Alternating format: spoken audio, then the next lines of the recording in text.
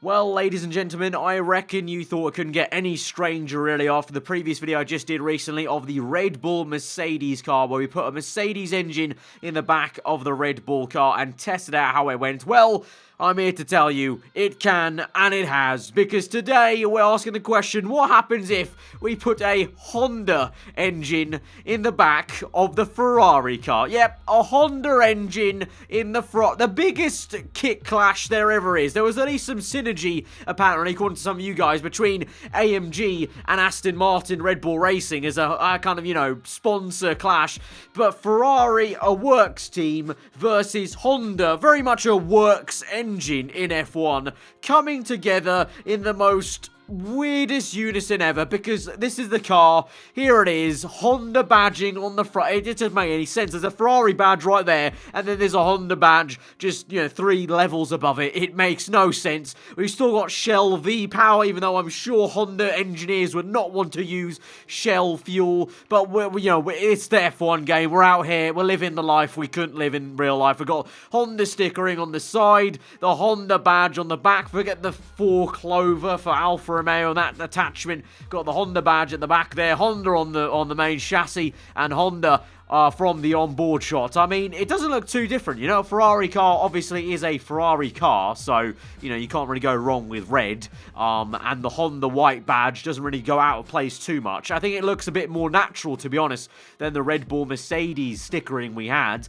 But just like last time with that Red Bull Mercedes episode and experiment, this is not just a visual thing. We've literally got the actual Honda engine in the car. So from the audio and then all the game files for the engine, the gearbox, the fuel tank, the gear ratios, which some of you thought I didn't change last time out, we have, it's part and parcel of the gearbox. So everything underneath the car in the engine bay and the gearbox area and the fuel area is a Honda engine. The rest of it, the aero, obviously the chassis and all the rest of it, it's still a Ferrari car, but it is obviously a Honda in the back end. So we're going to see how much of a deficit is or any kind of improvement, really. We're here at the Spanish Grand Prix, because I know we've done most of our testing at Paul Ricard, but I thought I'd mix it up because it was becoming a little bit too samey, really, with maybe at Paul Ricard. So we're coming to the next best thing, the actual test circuit of Formula 1, the Spanish Grand Prix. Going to do another 5-lap race and see how the Honda engine handles. Is it any more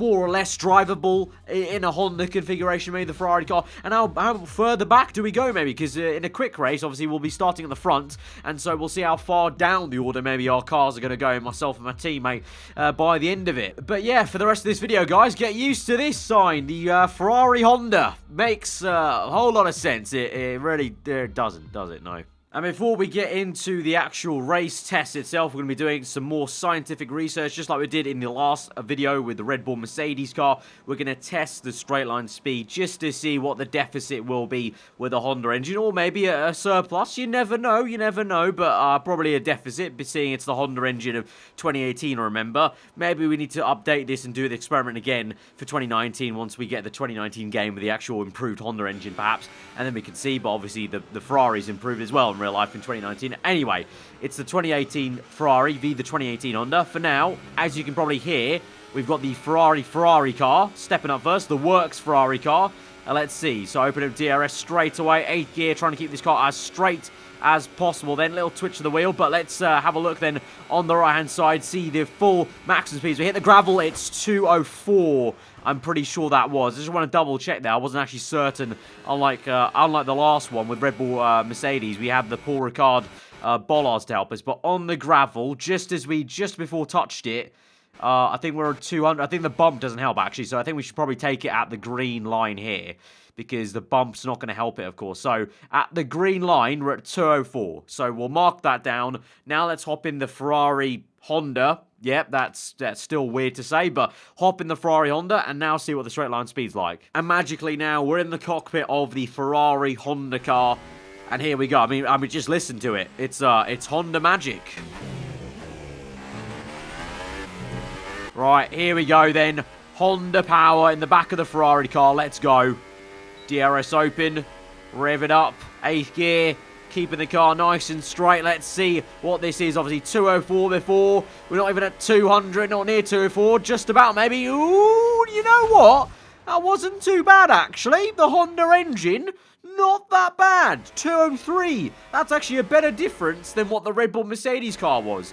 The Red Bull Mercedes was a difference of 4 miles per hour. If we go to the green here, you know what? It's actually not that bad. It's 202. 202. So I thought it was 203. It's 202 when we actually look at it a little closer at the green line. So it's a 2 mile per hour deficit compared to the 4 mile per hour gain we had at France. That didn't make much of a difference. I don't know if it will make a difference here at Spain, you know, but we'll see. You know, the Honda engine, remember, the acceleration might be a little bit worse, so it might have the opposite effect of what happened at France. We had a good acceleration, and then it didn't really matter at the top end. This actually might matter, because bad acceleration might actually lose us some positions at the start of the Grand Prix, and in, you know, the next few laps. So let's just test it out then. Let's get into a quick race then. Spanish Grand Prix. Ferrari-Honda, that doesn't get any more normal to say, and let's see how it goes. We're starting P2 for this quick race. We're on the front row, so that's going to be interesting to see. We've got the Red Bull actually alongside us here, so obviously the Red Bull on the base game goes quite well around Spain anyway. So we're in second. Raikkonen's in 6th place, so he's not even starting that far up anyway, so we'll see how our teammate fares, and he might go down the positions a little bit depending on the acceleration. This is going to be very interesting then, because I have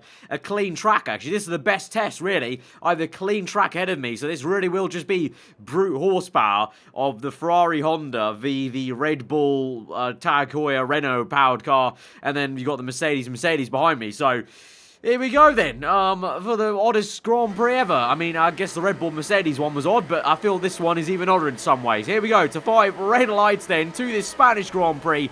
Underway, get the power down. It's looking okay for now. We actually got an okay start to Verstappen, but now Hamilton swamped us. We're getting swamped by the Merc on the left, on the right as well. I'm a little bit cautious. Don't want to make a bit of crashing contact there. Force Indies on my left. Jesus. 3 wide there, so it all kicked off a little bit, but definitely the power didn't kick in the higher gears compared to the Mercedes car, but they're still behind the Red Bull. Let's see if the Red Bull is a bit of a bottleneck and I can actually hold up and keep up with these 3. I don't know where Raikkonen is. I think it seems like he stayed put where he was actually. Raikkonen's in P9 actually. I lied. He hasn't stayed put. He's gone down by 3 positions. He's been taken out by the Renault, and the Haas and the Force India that is now behind me there. So he's not finding it too great. He's actually got a McLaren right up his shop of Van Dorn, so let's see if he's going to be embarrassed by Van Dorn in a bit. I will say this, the drivability right now does feel a little bit worse for wear. Like, I can just tell maybe mid-corner in terms of the way the car reacts to going up some gears and going down the gears and trying just to play around with it. It feels a little bit, I don't know, not worse maybe actually. Oh, okay, maybe a little bit worse. I've done a Gasly. Honda, the power of dreams. Honda, the power of magic. We've rewinded that, and we're going to pretend like that never happened. We definitely didn't do a Pierre Gasly on this very corner, and we nearly did it again because that bump is just horrendous on a controller when you're racing here on the pad. But going to try and catch up. You can even maybe tell a little bit. The drivability is very poor. The Force India's catching up to me. I'm even losing my voice. This is how bad the Honda engine is for the Ferrari car. To make me lose my voice mid-commentary. Okay, the drive off there was... Oh my god, that was just not good. This is not it. No, he's past me. And that's probably what I expected, to be honest. Yeah, it's kicking in now. The speed is kicking in, and it's not good.